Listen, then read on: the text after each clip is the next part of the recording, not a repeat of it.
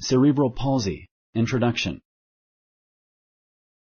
Cerebral palsy affects movement control. Select true or false.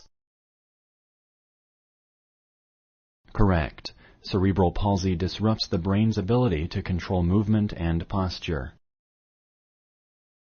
If an infant is slow to learn to roll, sit, crawl, smile, or walk, it may be an early sign of cerebral palsy. Select true or false. Correct. Infants with cerebral palsy may be slow to reach developmental milestones. There is a known cause for every case of cerebral palsy. Select true or false. Correct. Although various causes and risk factors have been associated with CP, there are still cases with no identifiable cause. The brain damage that causes CP gets worse over time. Select true or false.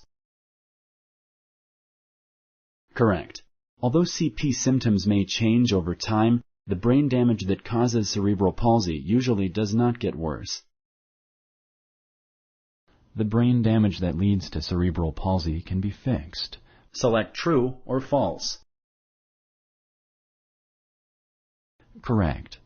Although the brain damage that leads to cerebral palsy cannot be fixed, there are many therapies available to treat symptoms of CP. Thank you for using Explain.